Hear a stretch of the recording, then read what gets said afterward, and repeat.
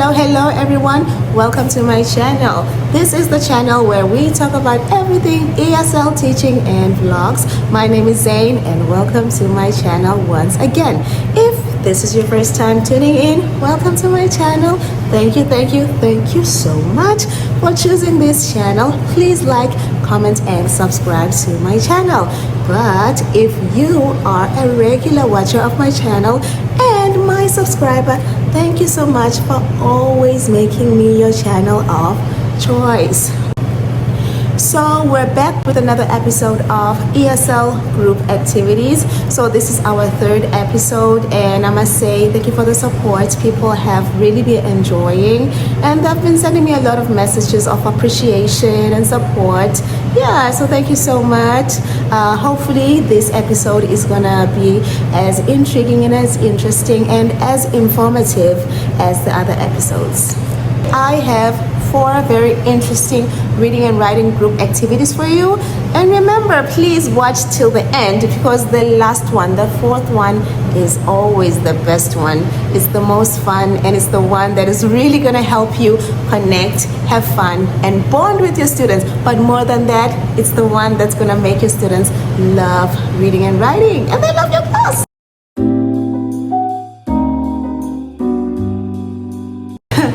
Guys, I have a new hairstyle, so I'm kind of excited, but anyway, never mind. This is not what this episode is about, but I'm a girl, you know, you want to brag, you want to look good sometimes. So yeah, can I just give my hair 2 minutes, just 2 minutes of fame? Okay, let's get down to business.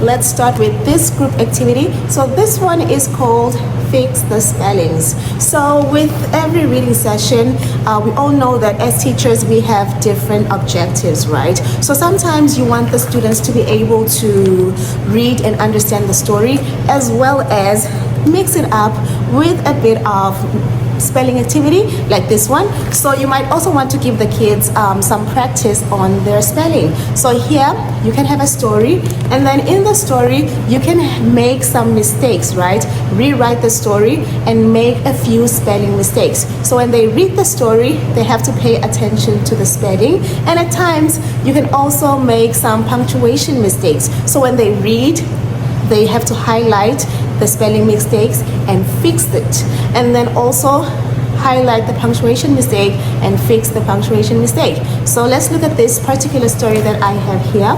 So here we have 2 people talking, a teacher and a student. So the student says, I'm making noodle soup. Wrong spelling, noodle. What is that? Noodle. So the students can highlight noodle and then write the correct spelling. So the correct spelling is noodle soup. So it actually gets them thinking and like using their critical thinking skills to analyze and then rewrite, fix that particular mistake and make sense of what's really happening in the story. So noodle soup, Miss Turlip, and then she says, are there any vegetables in your your noodle soup? So the correct spelling is your noodle soup.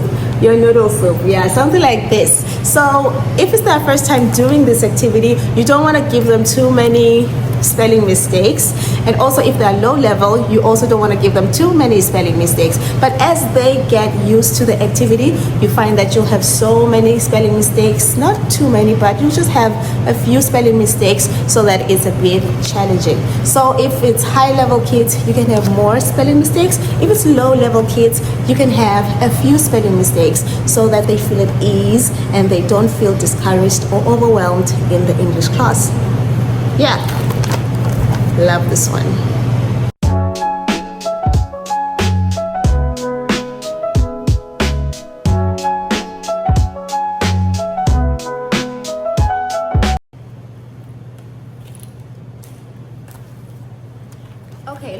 to number 2.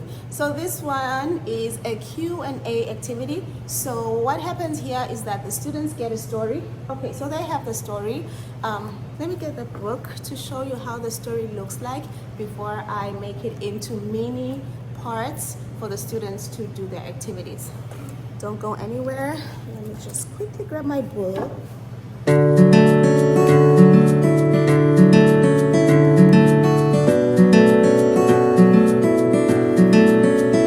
Okay, I'm back. So this is the story. So you can have a story that is like this. So the story maybe is in 4 parts. So this is what happens in the activity. Before the students read the whole story, you give them mini parts of the story. So maybe groups of 4s will get one picture, read this one part of the story, and then answer the questions. So this is really gonna get them thinking about the story and excited about finally reading the story. So what happens in this Q&A? So here, they have to read the story, highlight the answers, and then write them down. So as a team, they read the question, what does Charlie do after school? Write one thing. So what does Charlie do after school? They read. And then when they find the answer, they highlight the answer. So I said just mention one thing. He does a lot of things, just mention one. So they can just say he feeds the dog. So they write down the answer here. He feeds the dog. And then number 2, where is his mother? His mother's in the kitchen. What is Charlie's mom making? She's making a chocolate cake. So they can highlight the answer, and they can also circle, right? They can circle. He feeds the dog, and then she's making a chocolate cake, and then write down their answers. And then when it's sharing time, I have this picture on the PPT, so the kids will read this part of the story, and then the team that has the answers will give us the answers. So I ask them the question, they give me the answer. The next team, first thing we do, we all read together so that we know what's happening in the story, and then we do the Q&A. And then finally, we can take the book and read the story together and role play and listen and do other parts of our lesson until we finish. I think it's such an interesting way to start our reading session and to get our juices running, you know, get ourselves excited about finally reading the story. Yeah, that's number 2.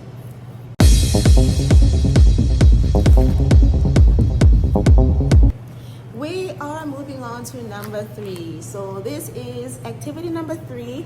This one I call arrange the phrases. So same with the other stories as well. You have a whole story and then you break it down into mini parts for the groups, right? So here we have just one part of the story, and then we have jumbled jumbled phrases. So in the first activity we were fixing the spellings, but here we're fixing the phrases. So the phrases are kind of jumbled up. So the students have to read and then kind of see for themselves and talk among each other and see which phrases are wrong. What is not making sense in this story? What is wrong with this story? The spellings are okay, but there's something that is just not making sense. So now we have an example. So let's read this story, just a few parts that we have to fix. You know, let's put ourselves in the shoes of the students and see how they have to try and fix these particular phrases. So here, on Princess Emma's birthday, her father, the king, had a party big. Had a party big?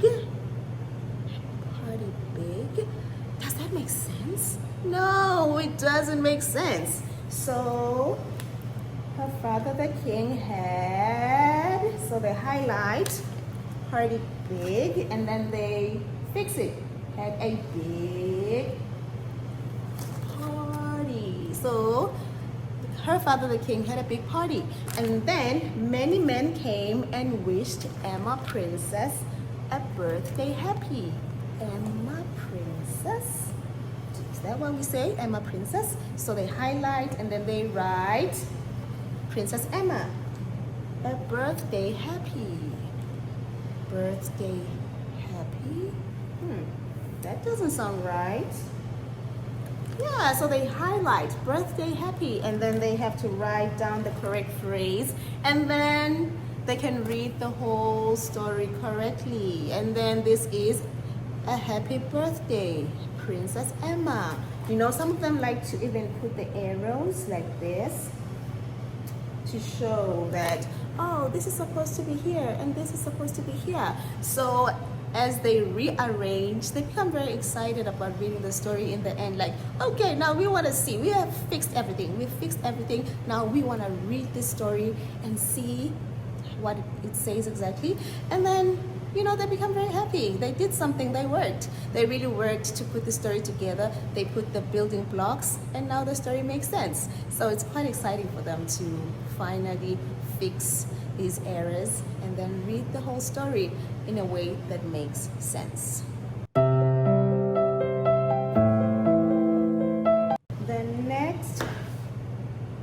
The next group activity is actually the best one. Yes, it's the best one. It's the one that I love the most. It's my personal favorite. And whenever we're doing this one, there's always laughter in the classroom, learning, but so much fun, laughter, enjoyment. And what I love the most is that for them to get the answers, they always go back to their story. So what happens in this activity? Oh, by the way, what is this activity? So this one is the board game. Yay! So what do? You read your story first, you have your story, and then you want the kids to practice, right? You want the kids to be able to answer questions and to remember elements of literature from the story. So what do? You design it yourself. You design a board game and then you put some questions that are related to the story. So if the students don't remember the answers, they have their book. They can go back to the book so that they can answer the story. So what do you need? Yes, you want to mention that you need this. And then also you need your dice. So you have your dice and colored chips. So you have 4 students working together. So here are the chips, 4 different colors, and then your dice. So let's look at the questions. So you start. This question says, who is this? So they can give a name. So if they roll and they have to come to this square, who's this? Oh, this is Jake. If they don't remember, who is it? Who is it? Who is it? They go back to the book, they read, and then they say the answer. They move on. Maybe this question. Why is she angry? So in the story, somebody's angry because another kid ate their sandwich, right? Another kid ate their sandwich. So if they don't remember why she's angry, they have to go to the book and answer the questions. So let me show you a close-up of this activity because I love it. Guys, I mentioned that it brings so much laughter in the classroom, and the classroom is so chilled and it's so light. So let me just give you a close-up so you can see how it works. Okay, so here is the close-up of our board game. So we have the 4 students. So this is me, yellow. Let's see, 5. Let's see, 5. 1, 2, 3, 4, 5. Okay, so already they know the rules, right? Cheese means go to the next block. So here it is. Is she sad? Is she sad? She's smiling. And also they can go back to the story to read if she's sad or not. But the picture says it all. No, she isn't. And then let's look at blue. Blue, what's the question? Why do you like her? So why do you like her? I don't remember why I like her. They go to the story, they read, and then they can give the answer. Oh, I like her because she helps others. And then you can move on to this one. Who's that? Who's this? If you remember, if they remember, they can say the answer. If they don't, they can go back to the story, read. Oh, this is Michael, blah, blah, blah. So all these questions are related to the story.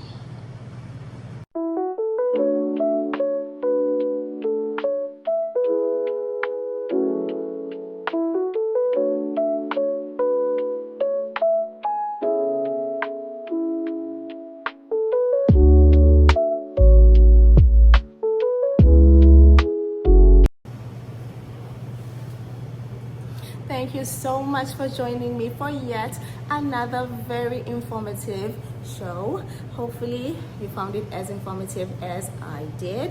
So if you are not a subscriber yet, because I trust that you're gonna subscribe very soon, please click that subscribe button just below this video.